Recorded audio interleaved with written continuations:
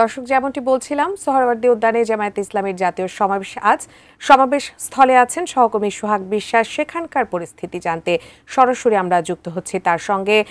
সোহাগ, সমাবেশকে কেন্দ্র করে জামায়াতে নেতাকর্মীদের কোনো নির্দেশনা দেওয়া হয়েছে কিনা আমাদের একটু জানাবেন, এবং সেখানকার পরিস্থিতি সম্পর্কে একটু জানতে চাইব। নিরাপত্তা ব্যবস্থা কেমন দেখছেন জানাবেন আমাদের। আমরা জানিয়েছিলাম যে এই যে সোহরাওয়ার্দী উদ্যানে জামায়াত ইসলামের জাতীয় সমাবেশ সেটি কোরআন তেলাওয়াতের মধ্য দিয়ে শুরু হয়েছে। এখন এখানে ইসলামিক সঙ্গীত পরিবেশন করছেন বিভিন্ন যে জামায়াত ইসলামের যে শিল্পগোষ্ঠী রয়েছে সেই শিল্পগোষ্ঠীগুলা। দুপুর 2টায় মূলত সমাবেশের যে জাতীয় নেতারা রয়েছেন তারা আসবেন এবং তারা বক্তব্য রাখবেন। এবং এই সমাবেশে জামায়াতে ইসলাম 7 দফা দাবি করেছেন এবং 7টি দাবিতে তাদের আজকের এই জাতীয় সমাবেশ। বিশেষ করে এই জাতীয় সমাবেশ থেকে ইসলামিক একটি জোট ঘোষণা হতে পারে এরকমটা আসলে সবাই মনে করছে। এরই মধ্যে কিন্তু আসলে আমরা দেখেছি যে এই সোহরাওয়ার্দী সানবিট সব দিবে সামাল। সানবিট ম্যাজিক প্রেস ডিশওয়াশিং এর মাথা ঘোরানো সলিউশন।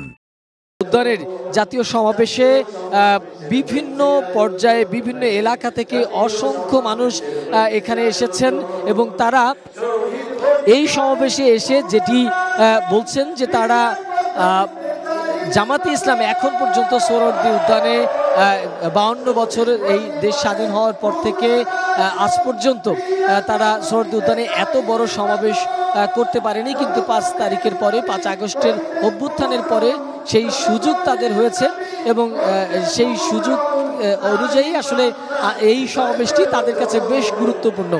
বিশেষ করে নেতাকর্মীদের কাছে এটি একটি উৎসব মুখর পরিবেশ এবং এখানে যারা এসেছেন তারা জানেন যে দুপুরে 2টার পরে সমাবেশ হবে। তারপরেও কিন্তু গত রাত থেকে এখানে সমাবেশে জামায়াত ইসলামের যে নেতাকর্মীরা রয়েছে তারা জড়ো হতে শুরু করে।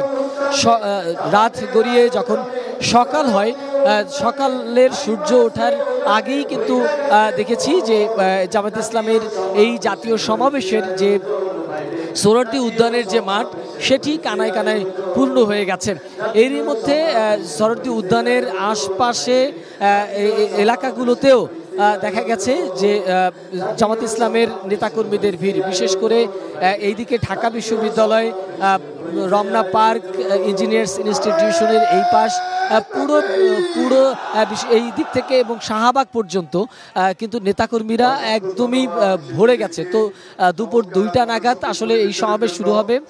সেই সমাবেশ থেকেই আসলে আসতে পারে একটি জাতীয় ঐক্যের ঘোষণা। সেই ঐক্যে বা কিংবা এই জাতীয় যে নেতৃবৃন্দরা রয়েছে তাদের বক্তব্যের মধ্যে কি বার্তা আসে সেই বার্তার জন্য এই নেতাকর্মীদের অপেক্ষা। এই ছিল আসলে সোহরাওয়ার্দী উদ্যান থেকে আমার কাছে থাকা সর্বশেষ তথ্য। উজমা, এর পরবর্তী বুলেটিনে আবারও আপনার সাথে যখন যুক্ত হব তখন বিস্তারিত।